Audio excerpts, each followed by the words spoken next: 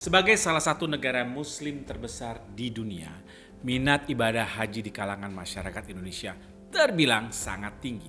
Kuota haji yang terbatas dan jutaan calon jamaah haji yang sudah mendaftar membuat daftar antrian makin panjang.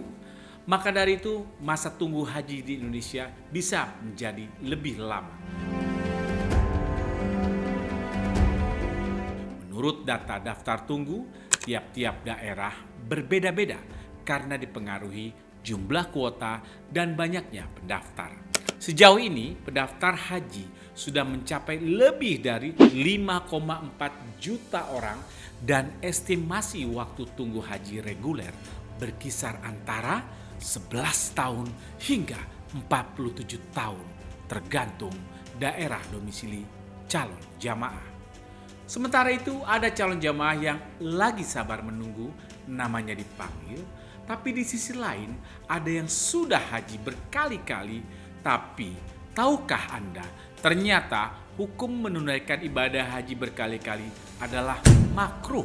Dan bukankah Rasulullah hanya berhaji hanya satu kali? Bukankah seharusnya yang belum berhaji diberi kesempatan lebih dahulu? Mereka yang sudah berhaji lebih dari sekali seharusnya bisa menahan diri dulu. Beri ruang bagi jutaan saudara kita yang belum pernah berangkat.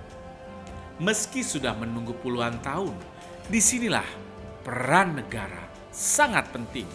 Bukan sekedar mengatur teknis, tapi memastikan keadilan benar-benar ditegakkan dalam ibadah yang suci ini. Mendapatkan undangan kehormatan dari kerajaan Arab Saudi misalnya, siapa yang gak mau? Tapi juga mengundang tanda tanya, di mana keadilan? Sistem kuota kita rusak, tidak hanya karena jumlahnya terbatas, tapi karena distribusinya pincang, dibiarkan menyesakkan, dan nyaris tanpa evaluasi yang berarti. Menurut Gus Yahya, Ketua Umum PBNU, perlu ada 4 hal yang dilakukan. Peningkatan kuota haji, efisiensi birokrasi, transparansi proses, dan prioritas bagi jemaah yang sudah lama menunggu. Lagi-lagi negara semestinya hadir, bukan hanya sebagai pengatur teknis, tapi sebagai penjaga keadilan spiritual.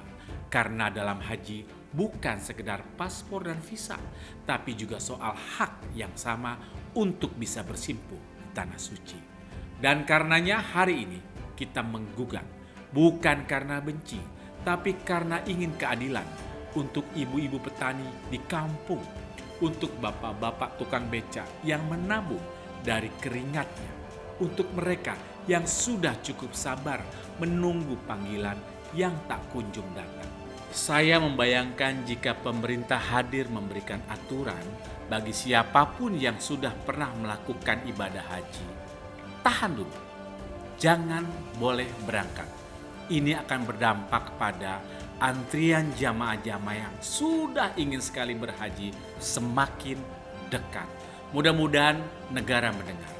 Haji itu panggilan dari Tuhan yang mulia, bukan ruang untuk kuasa dan istimewa.